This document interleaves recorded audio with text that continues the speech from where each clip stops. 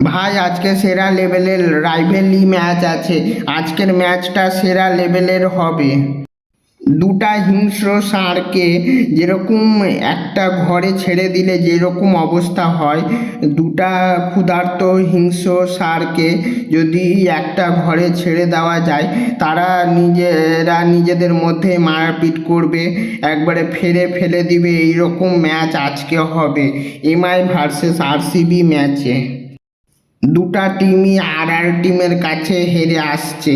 আজকে MI versus RCB match সেরা লেভেলের হবে, একবারে সেরা লেভেলের রাইভেলি ম্যাচ হবে, একবারে মানে কিছু বলার নাই।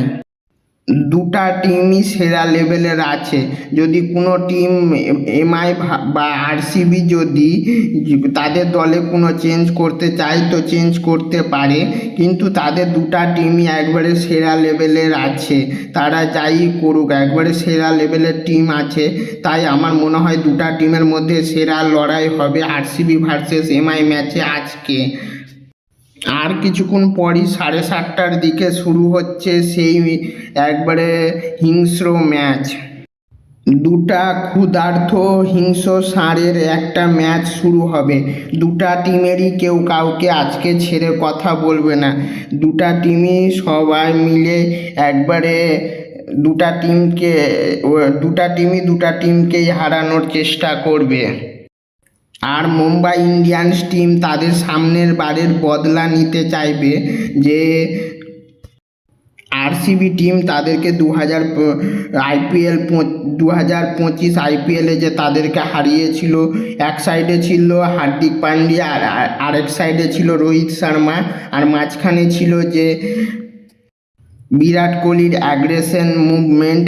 আজকে সেরা লেভেলের ম্যাচ হবে, সেটার বদলা এমআই টিম নিবে এই ম্যাচে। আজকের ম্যাচে কিছু বলা যাচ্ছে না। দুটা টিমেরই জেতার চান্স 50-50। কে জিতে দেখা যাক।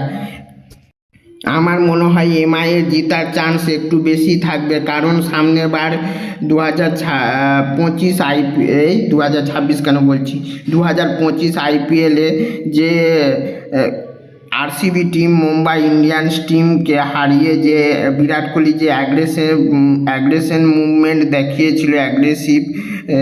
দেখিয়েছিল, তার জন্য মুম্বাই ইন্ডিয়ান্স একটু ক্ষেপে থাকবে এই ম্যাচে। আর আরসিবি টিমও ছেড়ে কথা বলবে না। তাই দুটা টিমেরই এই ম্যাচে জেতার চান্স অনেক বেশি।